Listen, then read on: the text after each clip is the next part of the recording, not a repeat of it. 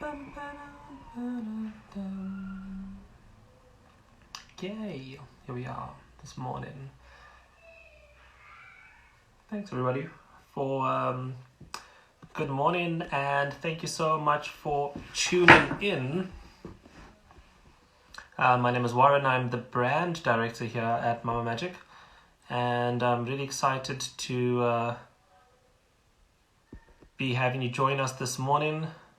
It is World Book Day, so that's really exciting. So welcome if you just tuned in.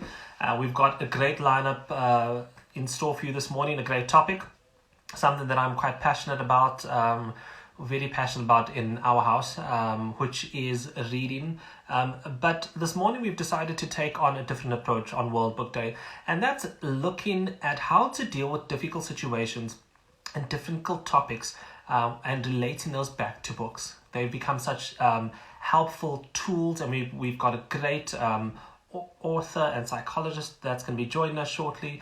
That's Debra from Brave Books. She's going to be joining us shortly. So we're really excited about this morning discussions.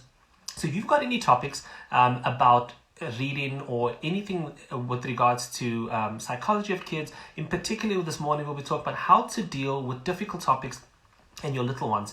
You know, sometimes we all go through very difficult times in our lives, and it's hard to deal with that or address these very difficult topics with very young ones. So this morning we'll be talking to Debra.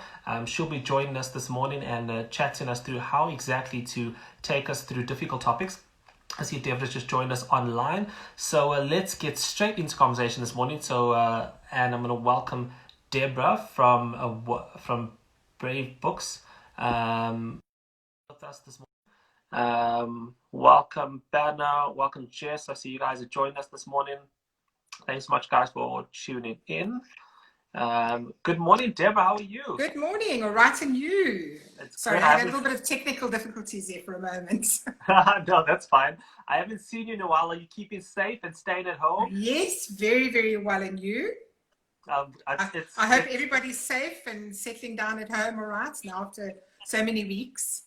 Yes, I think the cabin fever is really getting to us. I think my 6-year-old this morning is just really feeling being at home just another day is just a bit much for him. So I think Absolutely. it's taking his toll at him. And earlier in the last week, we were talking to some people about explaining this idea of COVID-19 to them, and it's been quite difficult. And the more kids you actually speak to, when we're doing group chats and stuff like that, you see that a lot of parents have been teaching their kids about COVID-19. But this morning, before we get into all of that, I just want everybody to understand exactly who you are. I mean, when I first found out about you and all the work that you do, I became an immediate fan of your work and of Brave Books, because I think the work that you do is actually just instrumental in our industry.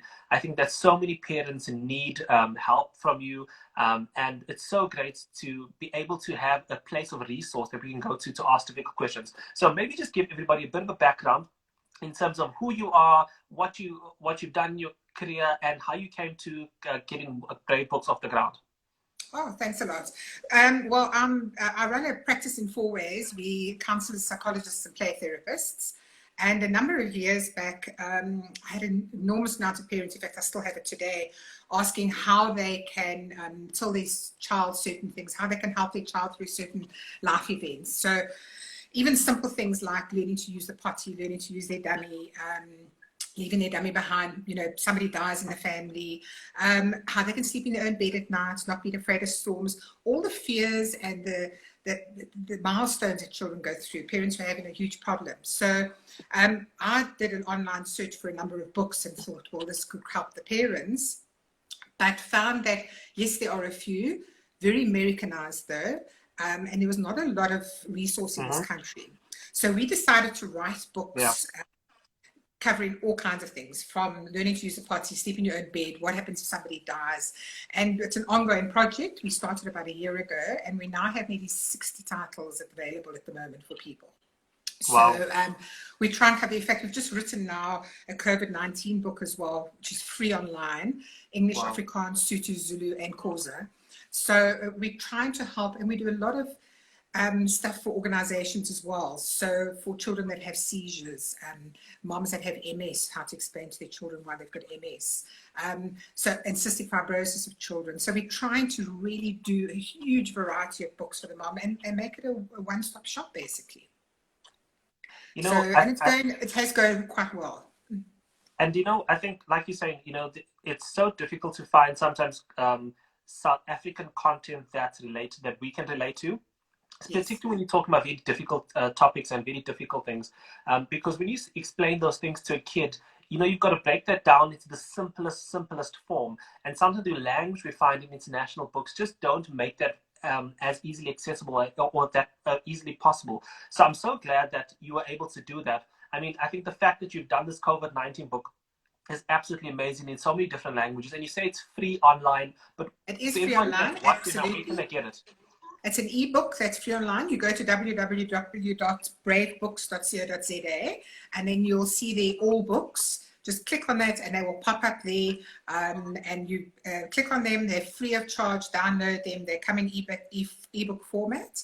And we've had wonderful people that have translated them for us in the African languages free of charge. I mean, it's just fantastic. Really, it is. Really is amazing. So, and we've had a very good response. You got a brave bear. There we go. I've got a brave bear from one of the launches of yours that I attended, and each of my kids have one. But maybe, and we know what this means in our household, but maybe just to everybody out there, just explain what Brave Bear is all about and how this concept of Brave Bear is attached to your range. Thanks for asking. That's great. So it's called Brave Books, the company, but it's all around a character called Brave Bear. And this bear goes through every single story with the children. So Brave Bear will now learn to use a potty. Brave Bear is learning to sleep in his own bed, etc. And all the books have this particular character in it. They're photographic books. So you'll have Brave Bear with every friend in a different story. So the elephant might join him in one story and a giraffe in another story, but he's in every single story. So they begin to associate with the bear, and children eventually start asking, well, what did Brave Bear do when they come to a certain situation in their life? So we had little bears, which is what you've showed now, made so they can go with the books. So the mom can buy the book and she can buy a little bear. On top of that, we have bravery medals, gold bravery medals. So if the children sleep in their bed, we supply free of charge gold bravery medals, so he can get that medal after learning to sleep in his own bed. So we've tried to do it around a range of things that really, really support the children. Now, I mean, yesterday, for example, in conversation, we were talking, Kim Jansen was talking to one of our experts around potty training. And that's one of the topics that you talk about, is about not wetting your bed at night and sleeping in your bed at night. Yes. Just tell us about the methodology about that goes together in putting a book together like that together, because I think we all struggle with that at some point in our parenting journey. Absolutely. You know, and all children react differently. Some children will just do a milestone so quickly in their life and it's over and done within a week or so. Other children really, really, really battle. So basically what we've decided is that moms need as many tools and dads need as many tools as they can get. You can go online, you can research, you can talk to your friends, you can do whatever it is.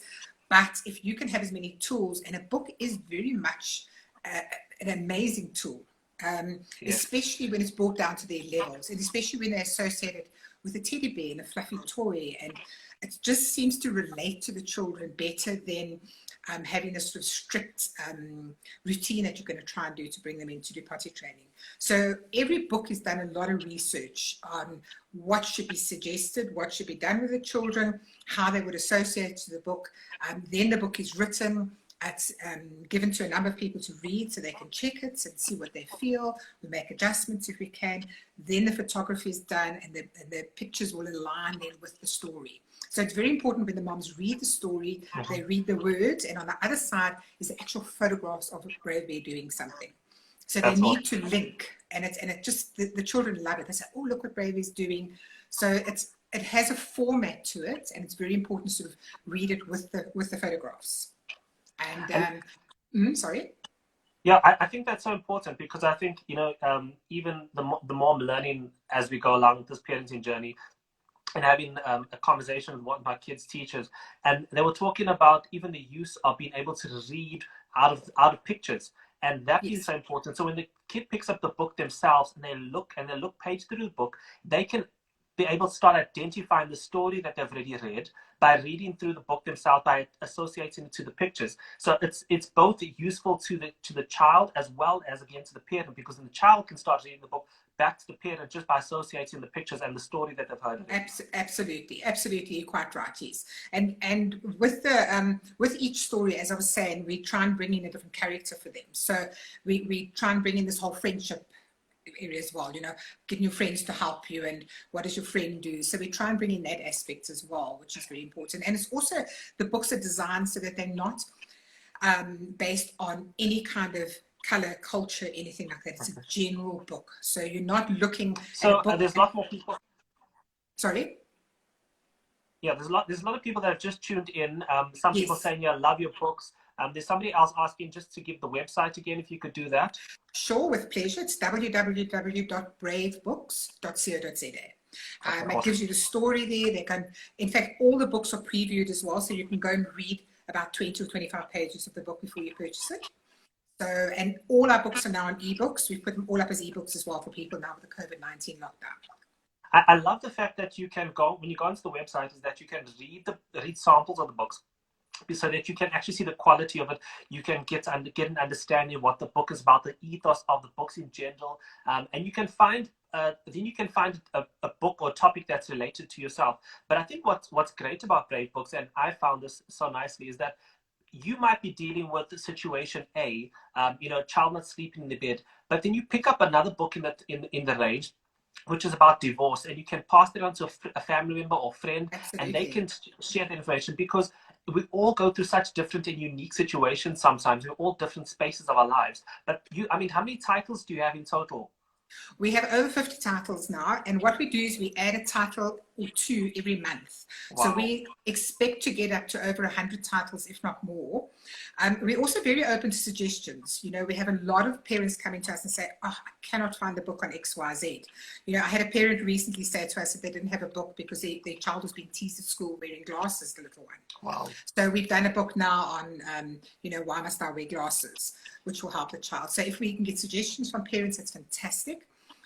We do a lot of specialty books as well. And for instance, and heaven forbid, somebody's child had to lose an arm, for instance. You would never find a book on that, probably never anywhere in the world. So yes, we would then take it on and say, okay, fine, let us do it. And we would write a book for you if we think that it's going to help other parents as well. So we have a lot of specialty areas like that on Brave Books, which we help parents out and do something for them. So there's just more and more people that are tuning in. And if you don't know who we're talking to, we're speaking to Debra Myburgh. She's a psychologist, and she's the author and the brains behind Brave Books. Just an amazing range of South African created content that we should all be looking at. If you don't know about it, go to bravebooks.co.za and you can have a look at all their books and their titles and their samples. It is World Book Day, so this is a really important topic to be having and discussions we're having today. But more than that, if you've got any questions, please just drop them into the comments box below, or into the question mark, and we'll be able to get through to your questions.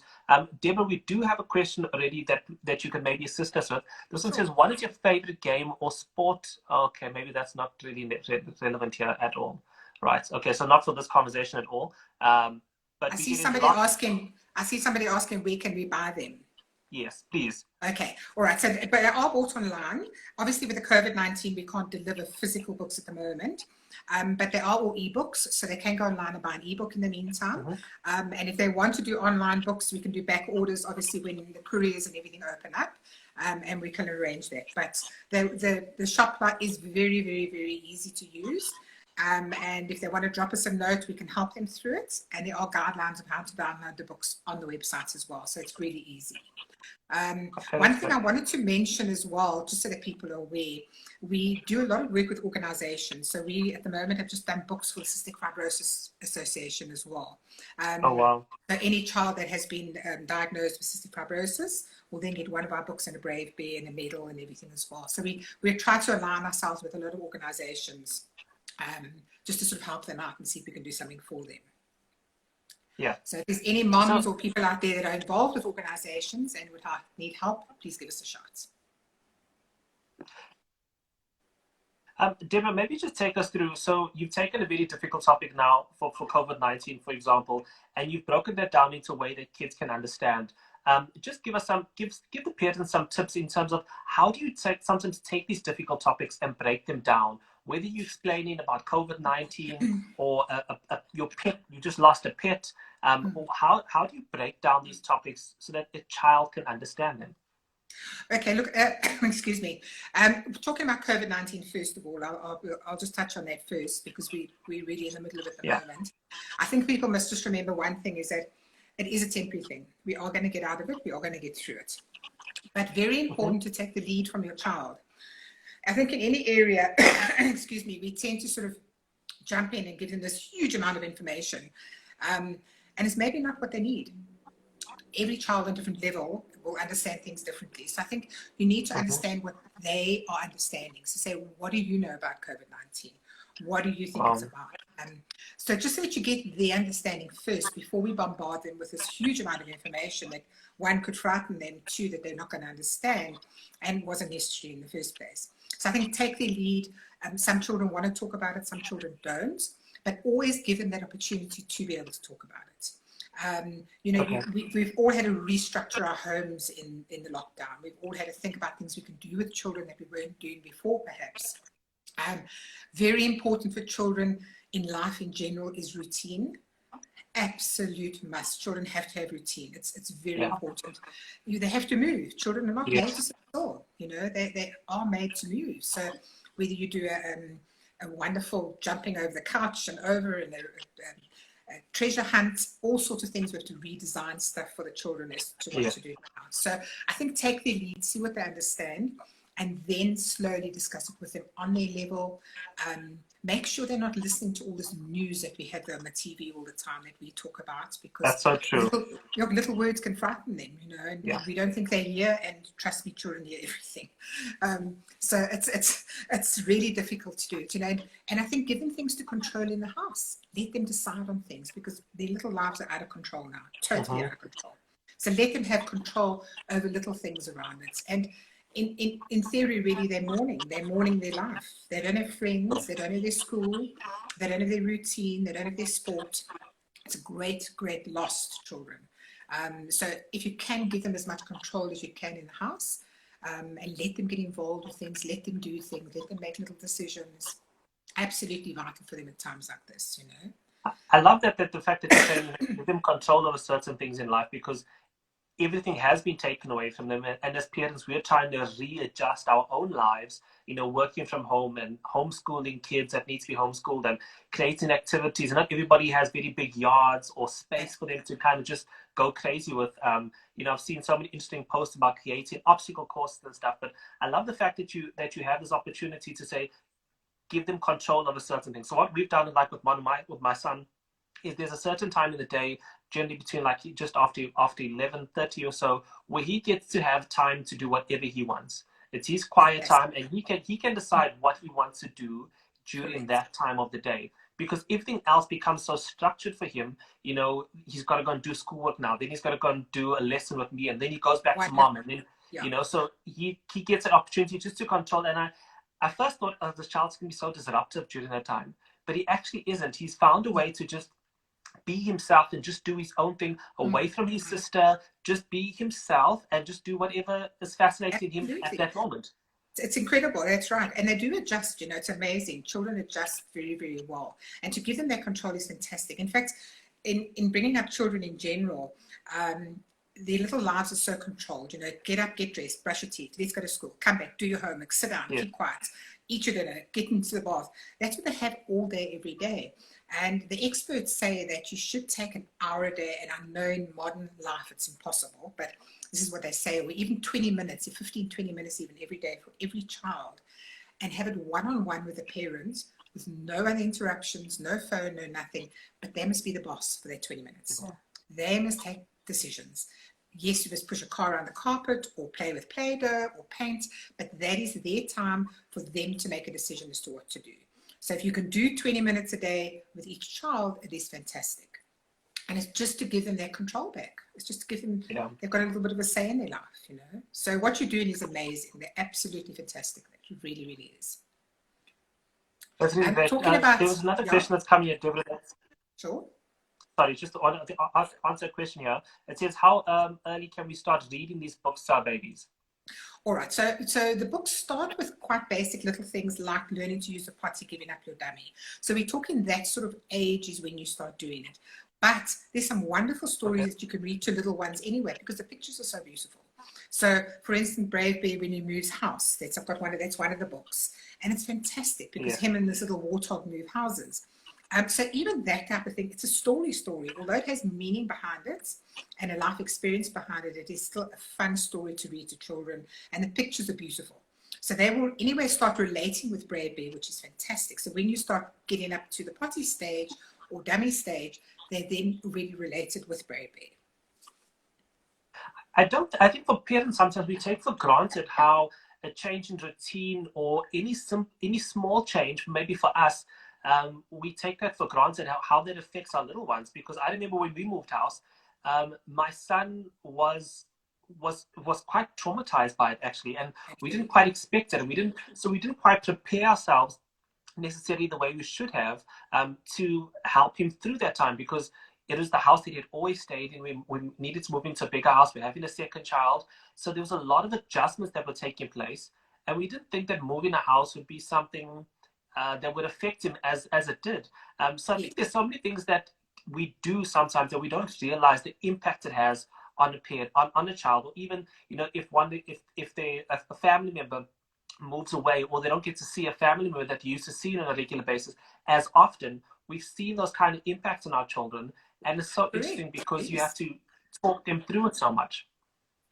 Absolutely, you're 100%. It is the littlest things that we don't think impact it. And I think children also react as well to our reactions, to our stress. So, Yes. I mean, moving house, they put that kind of stress level on almost the same stress as a death in your family. It's very, very, very stressful. Sure. So they pick up from us, they pick up our stress, the chaos going around, and they see all their little toys being packed into a box. They never think they're going to see them again.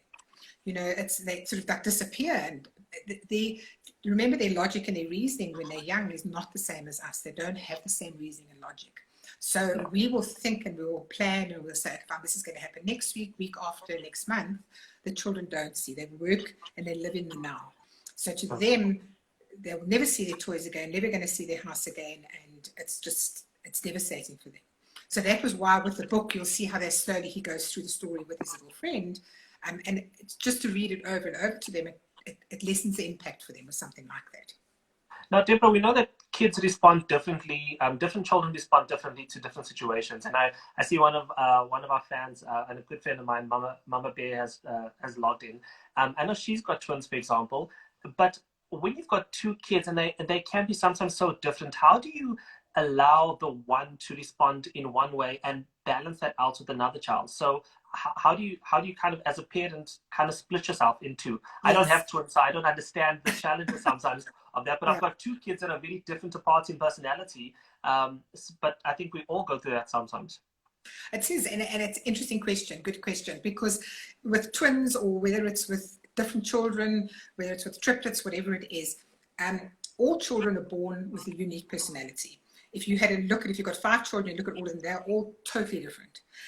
So every child is born with a unique personality. And I think it is a skill that parents have to have and have to learn, to not take the paintbrush and paint them all with the same brush.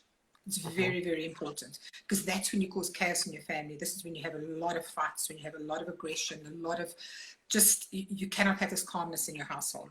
So you have to look at each and individual child and say, look, this child can be spoken to like that. This child needs that kind of attention. I can't reprimand Johnny like I reprimand Susie, because he just can't take it. You get highly sensitive children. You raise your voice even a little bit to them, and it's waterworks. They absolutely collapse because of their character. They're highly sensitive. They can't deal with that type of aggression. Not even hitting them, just raising your voice to them is just too much. So it's very important as parents to take a step back, look at your children, do some research, have a look at different personalities. There's a lot of information out there, and say, okay, fine, with a highly sensitive child, this is the type of way that we should be dealing with them. This is how we should be disciplining them. This is how we should be talking to them. So it's very important to separate your children and really take a step back as a parent. You cannot expect your children to adjust to you. you just can't do that. You know, yes, you'll set the boundaries and the routines and all So true. that, but the personalities, you really have to look very, very carefully at the personalities of children, and you'll have a far calmer home. And I think also, you know, the way we respond to situations or circumstances doesn't necessarily mean our children will respond in the same way. And it's sometimes we've got to be careful of that we don't expect our children to respond the way we do. You know, if my son, you know, just has an absolute meltdown if he just stumps his toe against the door, I would say, you know, don't cry about it, but sometimes I just got to let him have that expression and just have that moment, because that's his personality. And that's not something I would kind of just suck up the pain and move on, but that's not him. And you've got to allow your children to express themselves in the way that makes them feel the most comfortable. 100% I do have another question. 100% right. Yeah, you absolutely need to do that. Yeah, and we've got another question that's coming here, Debra. It says, so how do we stay patient with our children during this COVID lockdown? Should we be focusing on education or more on emotional stability? Because I think that can also be quite a challenge. We have to, as parents, have to become educators overnight. You know, we're educating our own children. And, you know, what is more important here? Kind of completing that million tasks the school is given, or making sure that there's a sense of comfort and relaxation in the household, and not this tension that we can all find ourselves in. I think what we have to do then is go back now to a balance. We have to go back to having a comfortable balance in the house. So yes, we need to get through schoolwork, without a doubt. They cannot be a month or 2 months behind on their schoolwork. But also we have to consider the whole change in their little lives. I mean, it is just enormous a change in their lives. It changed in our lives, but to them it's far more difficult because they have a problem understanding. They really have a problem reasoning like we do. You know, they can't see the light at the end of the tunnel. Not that even us adults at the moment can see the light, but still, for them it's very difficult. So I think it's all about a balance. It's all about creating this nice routine, not strict to it all the time. You know, you maybe have a little break every now and again, but children routine is absolutely vital. So just sit back and just apply a little bit of logic to it. Yes, you have to do these things, but in between you have your breaks, you have your fun. Get them involved with it. Get them involved with a plan. Put up a big board with pretty little colors and what we're going to do now and what we're going to do then, so they get involved with it. Allow them to decorate and come up with ideas as well. You know, the more ownership a child can take of their life and their routine as well, is very, very important. Instead of us sitting down and putting the rules together and expecting them to just apply to it and sit down and be quiet and do what they've been told to do. So get them involved, have this routine, make sure you have fun stuff coming in. Remember, all children react differently to the situation. You might have children crying more. You might have children regressing, you know, that were potty trained and now going back and not going to be potty trained anymore. You might have more anger coming up, more behavior issues, some very sad, crying a lot. Just be there for them. Just sit down and say, I know how you're feeling. You know, tell mom, what can we do? You know, okay, let's put this aside. What can we do now? So just a little bit of more care, but please don't take away the routines, and that's very important for the children. It really, really is. All right. So, Debra, I think as we begin to wrap up today's conversation about dealing with difficult topics, and it is World Book Day, and if anybody who's just joined in, we don't know, we're talking to Debra Myburgh. She's a psychologist and the brains essentially behind Brave Books, an amazing range of African books that you should get hold of. Now, these books are available, like you said, on bravebooks.co.za, but maybe just take us through some of the most your best-selling titles, the most popular titles rather, that you have within your range, because I think we don't realize how wide that range is, and again, how big or small the topic needs to be when you're addressing a difficult topic with a child. Absolutely, yeah. We have, as I said, we have over 50 titles. We're adding every day new titles. We're just adding now Why Do I Lie and Why Do I Steal? So it's different topics as well with the children. But you know, the popular ones are obviously Giving Up My Dummy, Learning to Sleep My Own Bed, Why Am I Afraid of Storms, you know, a death often as well. If somebody's died in the family, how to talk to them about it, it's very important. Divorce, unfortunately, is a big seller as well. Yes. We've got a lot of first time at the dentist, first time at the doctor as well for the children. So the range is really, really, really broad. And you probably find that there's about sort of 20 of them that sold very, very well, because it's just general everyday events. Yes. And you know, life events that children go through, and they really battle to go through. So what they need to do is just watch the website. As as I said, we're also on Facebook as well, and we have daily posts on Facebook. And just to watch what new books are coming out. And please, with the greatest of pleasure, suggest some things if you think it's vital and you think it's important and it's a book that we haven't done yet. You will see there's a huge amount. There's probably about 30 or 40 books up on the website where it says coming soon. Those are all the ideas that we've had from parents. So Wow. And those will be written quite soon as well, you know. So we will add your idea to it with the greatest of pleasure. And then you will see that they'll slowly come out onto the website available.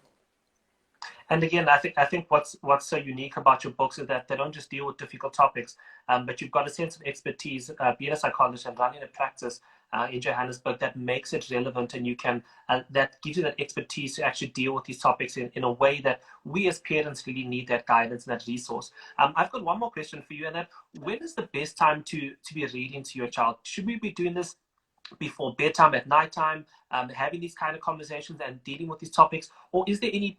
Do you just kind of find a quiet moment in the day and do that?